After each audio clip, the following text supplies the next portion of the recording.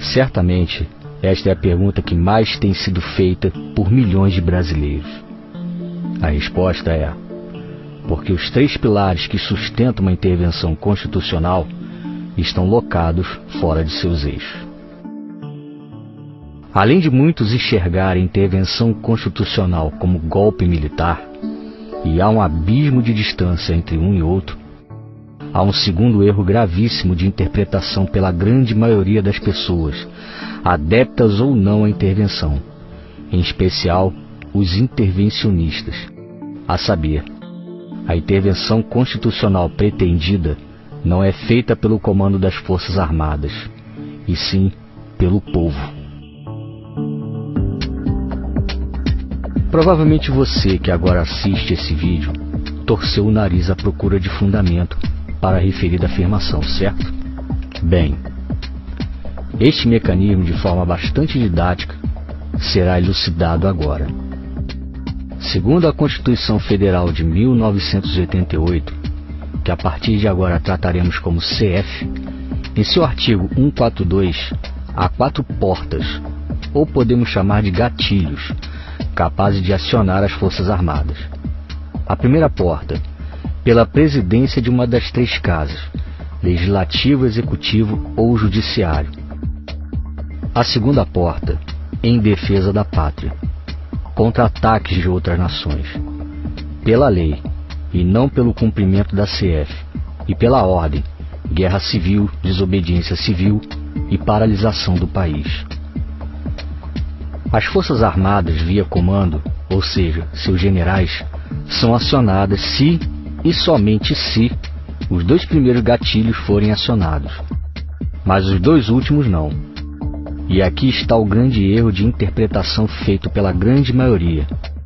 Eles nunca tomarão a iniciativa, ou não será uma intervenção, e sim um golpe militar. Haja vista que as 3 casas jamais irão acioná-las, e também por não estarmos sob ataque de outros países. Mas o elemento central de uma intervenção está no acionamento justamente das 2 últimas portas, pois somente elas são capazes de iniciar uma intervenção constitucional. Certamente essa elucidação levou você que assiste esse vídeo a outra indagação. Mas como isso na prática é feito? Bem, temos 2 motivos constitucionais em nosso favor. O primeiro é que as 3 casas estão constantemente passando por cima da lei, a CF. E o segundo, algumas regiões já estão praticamente em guerra civil, e outras já aderiram à desobediência civil, como no caso de Santa Catarina, que 75% da sua população não declararam imposto de renda em 2017. Repare que mesmo sem se dar conta, o cenário do país está a se desenhar para o acionamento desse último gatilho. Mas para que de fato seja iniciado o processo de intervenção, é preciso rever 2 situações. A primeira, unidade entre os grupos intervencionistas e adeptos da causa. Isso envolve grupos de direita, os anticomunistas e principalmente o povo de bem. A segunda, organização e liderança para que os grupos ajam de forma consciente, simultânea e principalmente com a massa da população como endossatária. Há inúmeros grupos e adeptos da intervenção constitucional atuantes no país, e fora dele também. Mas há também 2 outros elementos capazes de enfraquecer cada vez mais a ideia de uma intervenção. O primeiro é o ego. No meio deles, todos querem fazer a sua maneira de forma fragmentada. E o segundo é a falta de capitaneamento dos referidos. Além de não entenderem o mecanismo da intervenção, intitulam vários líderes a liderar um único grupo. Com isso, restam evidentes alguns problemas à grande massa da população. Vendem a imagem errada sobre a intervenção, demonstram desorganização e principalmente demonstram-se, mesmo que sem saber, como grupos anêmicos, sem força. Exemplos clássicos dessa narrativa são pequenos grupos na frente de quartéis, manifestações de forma assíncrona, ideias utópicas de tomar as 3 casas à força, dezenas de grupos virtuais e, principalmente, aqueles que esperam em 2018 que o presidente acione as Forças Armadas. Infelizmente, a falta de cultura e a falta de esclarecimento do povo são nítidos em nosso país. E tudo o que se passou na história do período militar é distorcido, para que assim a história fictícia contada pela esquerda comuna vá de encontro aos seus próprios interesses, a de perpetuar-se à frente do comando do país. Com base nisso, a grande mídia, a maioria dos artistas pseudo-intelectuais, parte dos professores e afins, que são adeptos ao socialismo e comunismo, ou têm interesses financeiros, vendem a imagem distorcida do período militar no Brasil, que foi de 64 a 85. A forma como a Rede Globo tem narrado a história do período militar em sua minissérie é um exemplo cabal dessa afirmação.